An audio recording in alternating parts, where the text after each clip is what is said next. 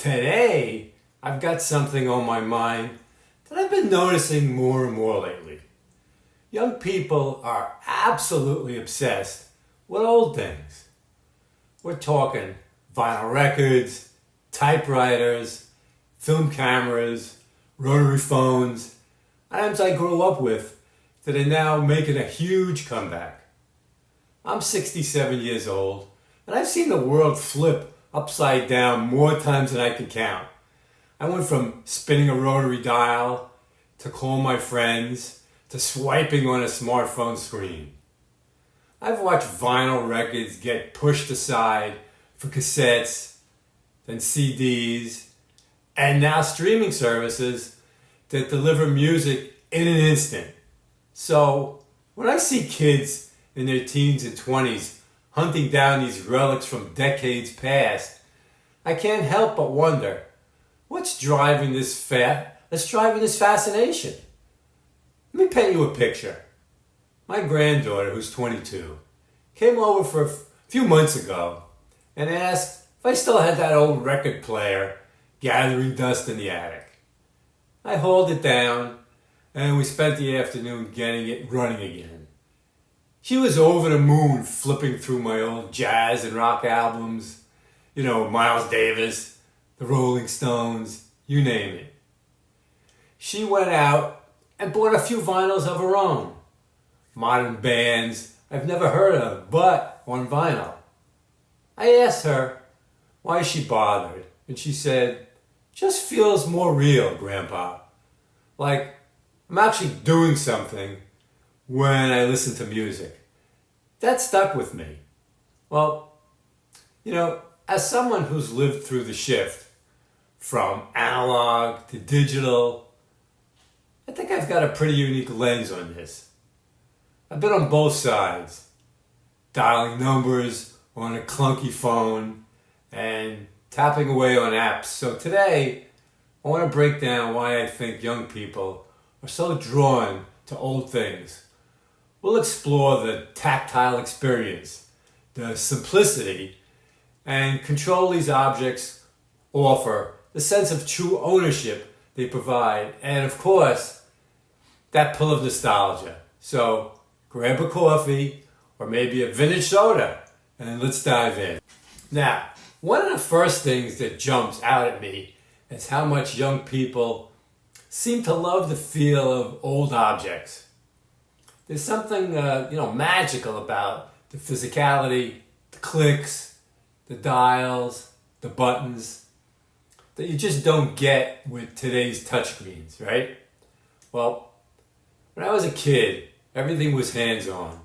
To listen to the radio, I'd twist a knob, fiddling with it until the static faded and the music came through clear as day. To call a friend, I'd pick up my old rotary phone. It was this heavy black thing with a satisfying heft and spin to dial for each number. I could still hear the click, click, click, as it turned. Then that sharp snap as it sprang back. I've got one stashed in a closet somewhere, and every now and then I pick it up just to feel that weight, in my hands again. Compare that to swiping on a phone screen. It's fast, sure, but it's missing that soul, right? I'll never forget the first time I played a vinyl record. I was about 10, and my dad had this beat-up old turntable. He showed me how to gently lower the needle onto the groove. There was this little crackle, moment of suspense, and then the music poured out, warm and alive. It wasn't just about hearing the song, it was the whole ritual. Picking the album, sliding it out of the sleeve, watching it spin, felt like I was part of the experience. Not just a bystander. Now, think about how kids today usually get their music. They tap an app and boom, plays instantly. It's convenient, no question, but it's kind of cold. There's no build-up, no ceremony. I think that's why vinyls are making such a comeback. Sales have been climbing for years now. It's not just audiophiles, claiming it sounds better. It's about the act of it. My granddaughter says it's like unlocking the music step by step. Even cassette tapes are sneaking back into the scene. Those clunky little rectangles you had to flip over halfway through. Remember? And it's not just music. Take typewriters. I used one all through high school. The clack of the keys, the ding at the end of a line, the way you had to punch each letter. It was satisfying in a way that typing on a laptop never is. I let my granddaughter try it once and she grinned, ear to ear, saying, it's like each word matters more because you have to work for it. She's onto something there. I think humans are built for this kind of interaction. We're physical creatures. We love to touch, to feel, to manipulate things in a world where so much happens behind the screen, right? Old objects pull us back to reality. They remind us that not everything has to be instant or effortless. Sometimes the effort is the reward, right?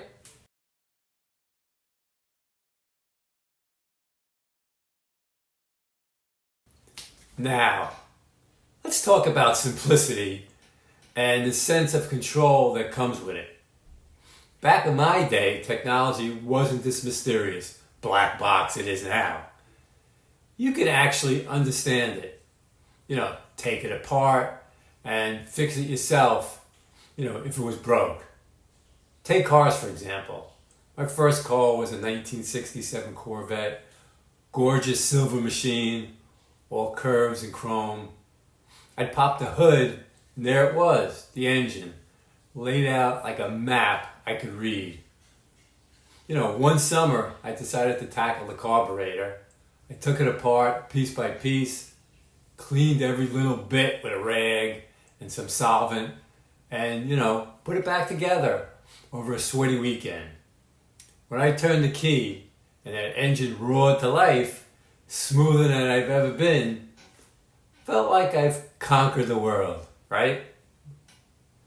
Later, I bought a 77 Trans Am, the one from Smokey and the Bandit, with that iconic Firebird on the hood, man. I love that car.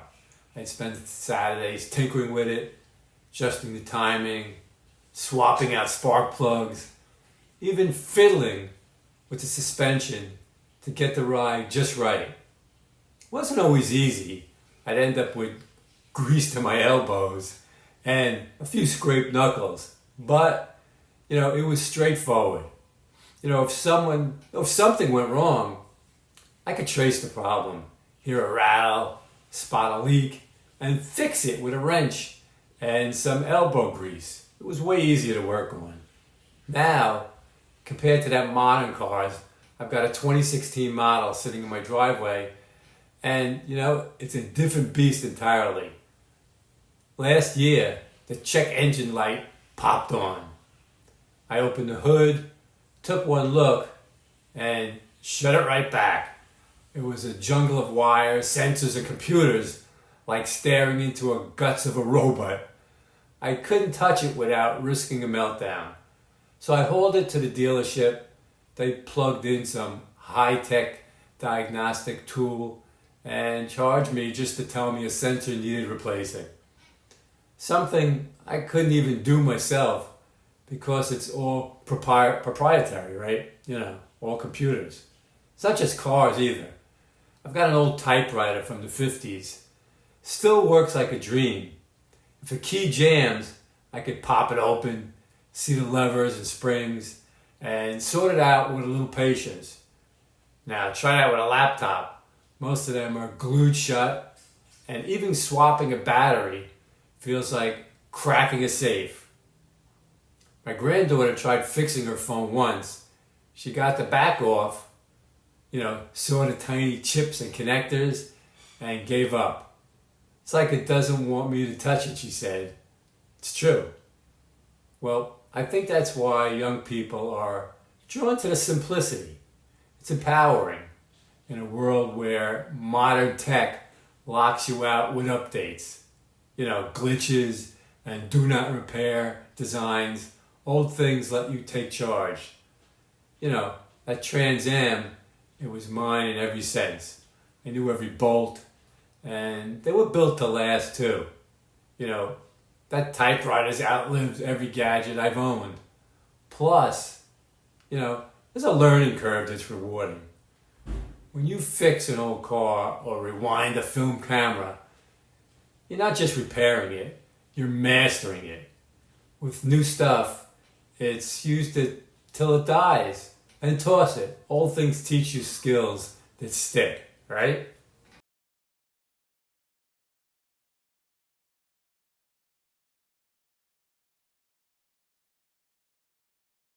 Now, let's get into ownership.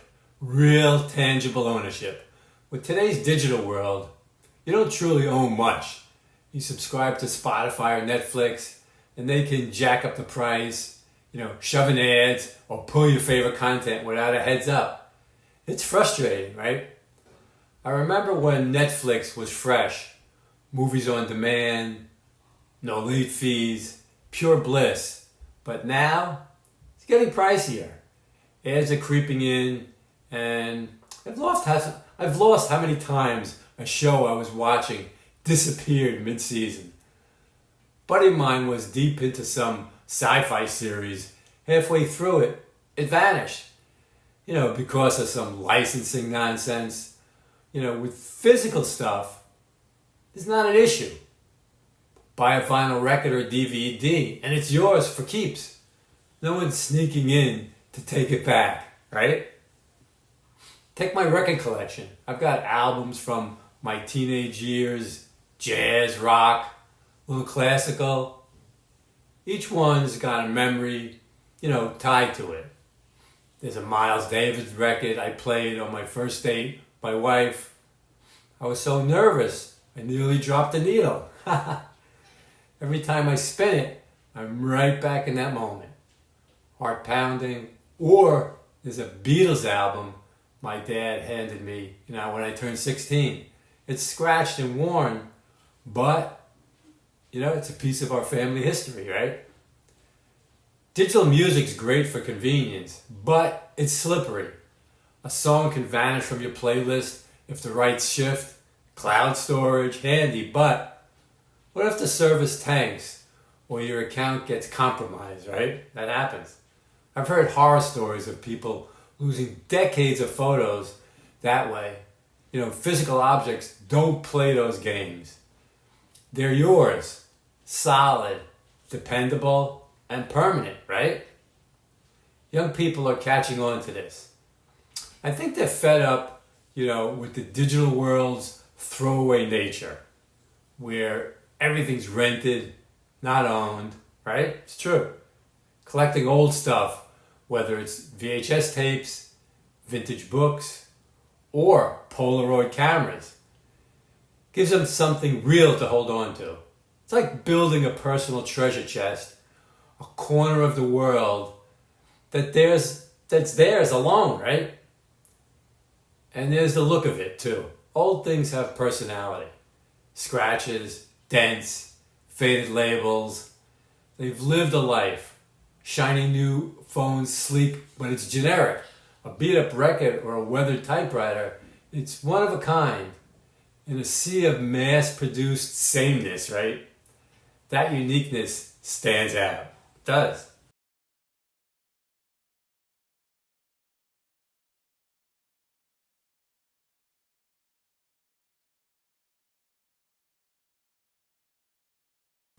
Finally, there's nostalgia. And this one's a heavy hitter. You might think, how can a 20-year-old feel nostalgic for stuff from the 60s or 70s? But I don't think it's about their own past. I think it's about stepping into a different era, a slow way of living. Back in the day, life had a different tempo. We didn't have instant access to everything. You know, if I wanted to hear a song, I'd park myself by the radio, waiting for it to play, fingers crossed.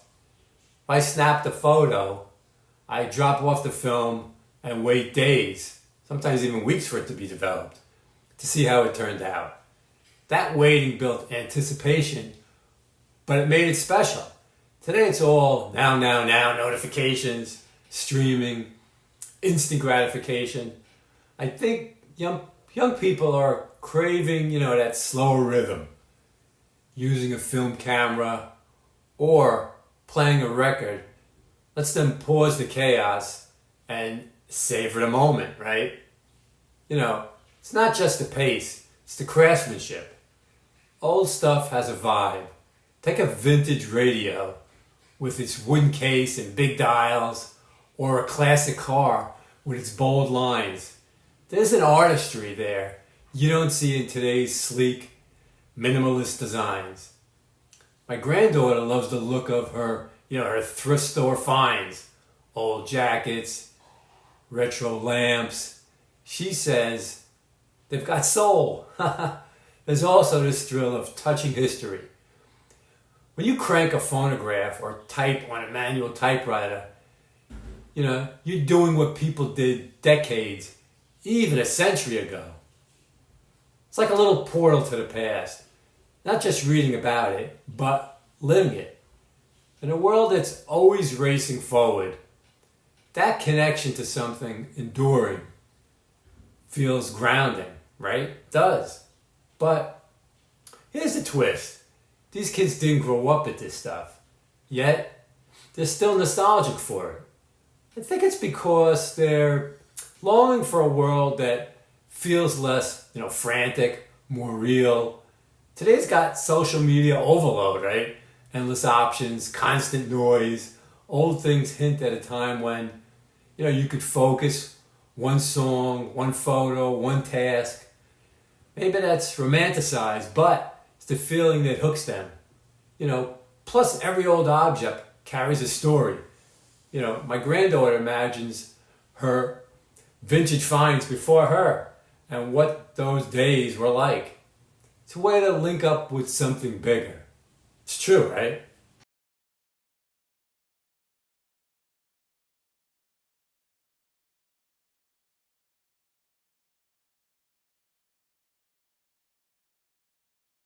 So, why do young people love old things? I think it's a mix of reasons. The tactile joy of handling something physical, right? The simplicity and control that lets them master it. The permanence of owning something solid, right? And the nostalgic escape to a slower, more, intentional time. At 67, I see the appeal. I've dialed rotary phones and scrolled apps, spun records, and streamed playlists. The old ways have a human touch, and it's hard to replicate. But I'll be honest, the past had its downsides. Those phones were heavy, and waiting for film to develop could drive you nuts, right? Maybe it's about cherry picking, the best of both worlds, right? If you're watching this, I'd love your take. If you're young, what pulls you to old stuff? The feel, the history, something else?